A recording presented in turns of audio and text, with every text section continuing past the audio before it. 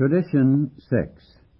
An AA group ought never endorse, finance, or lend the AA name to any related facility or outside enterprise, lest problems of money, property, and prestige divert us from our primary purpose. The moment we saw that we had an answer for alcoholism, it was reasonable, or so it seemed at the time, for us to feel that we might have the answer to a lot of other things. The AA groups, many thought, could go into business, might finance any enterprise whatever in the total field of alcoholism. In fact, we felt duty-bound to throw the whole weight of the AA name behind any meritorious cause. Here are some of the things we dreamed. Hospitals didn't like alcoholics, so we thought we'd build a hospital chain of our own. People needed to be told what alcoholism was, so we'd educate the public, even rewrite school and medical textbooks. We'd gather up derelicts from skid rows, sort out those who could get well, and make it possible for the rest to earn their livelihood in a kind of quarantine confinement. Maybe these places would make large sums of money to carry on our other good works.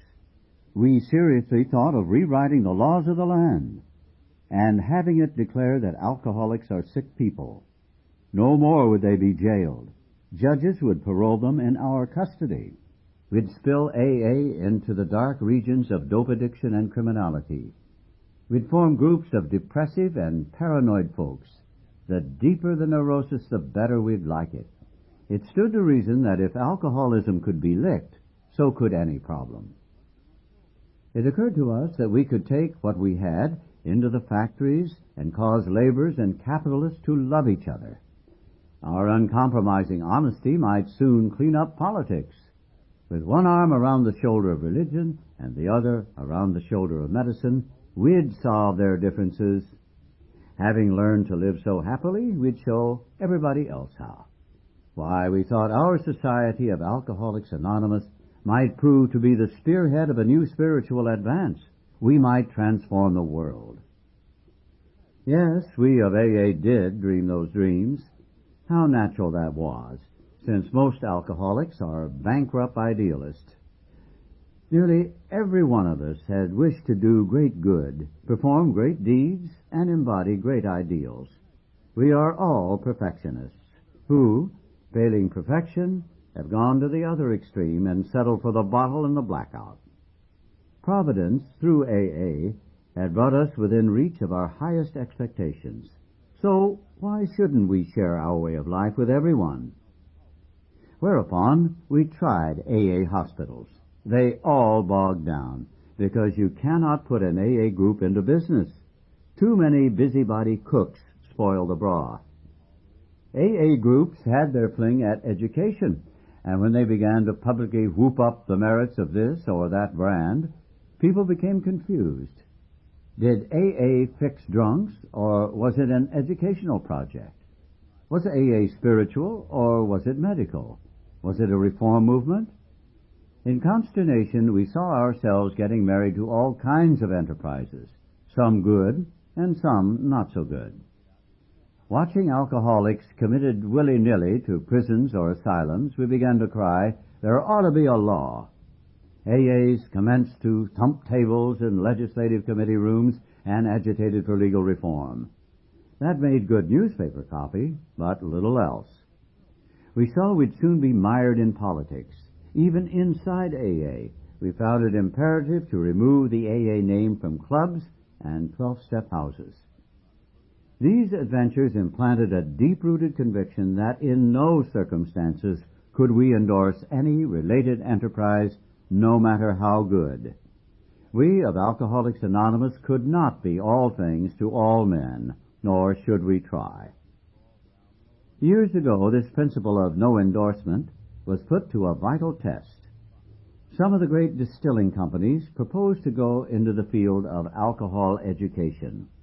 It would be a good thing, they believed, for the liquor trade to show a sense of public responsibility. They wanted to say that liquor should be enjoyed, not misused. Hard drinkers ought to slow down, and problem drinkers, alcoholics, should not drink at all. In one of their trade associations, the question arose, of just how this campaign should be handled. Of course, they would use the resources of radio, press, and films to make their point, but what kind of person should head the job? They immediately thought of Alcoholics Anonymous. If they could find a good public relations man in our ranks, why wouldn't he be ideal? He'd certainly know the problem. His connection with AA would be valuable because the fellowship stood high in public favor and hadn't an enemy in the world. Soon they spotted their man, and AA with the necessary experience. Straightway he appeared at New York's AA headquarters asking, "Is there anything in our tradition that suggests I shouldn't take a job like this one? The kind of education seems good to me, and it's not too controversial. Do you headquarters folks see any bugs in it?" At first glance, it did look like a good thing. Then doubt crept in. The association wanted to use our member's full name in all its advertising. He was to be described both as its director of publicity and as a member of Alcoholics Anonymous. Of course, there couldn't be the slightest objection if such an association hired an AA member solely because of his public relations ability and his knowledge of alcoholism. But that wasn't the whole story, for in this case, not only was an AA member to break his anonymity at a public level, he was to link the name Alcoholics Anonymous to this particular educational project in the minds of millions. It would be bound to appear that AA was now backing education, liquor trade association style. The minute we saw this compromising fact for what it was, we asked the prospective publicity director how he felt about it. "Great guns," he said, "of course I can't take the job.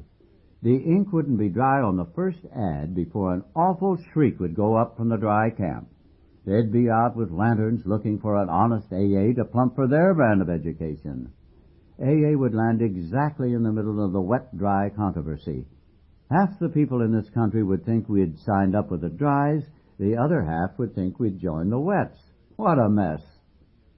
"Nevertheless," we pointed out, "you still have a legal right to take this job." "I know that," he said, "but this is no time for legalities. Alcoholics Anonymous saved my life, and it comes first. I certainly won't be the guy to land AA in big-time trouble, and this would really do it." Concerning endorsements, our friend had said it all. We saw, as never before, that we could not lend the AA name to any cause other than our own.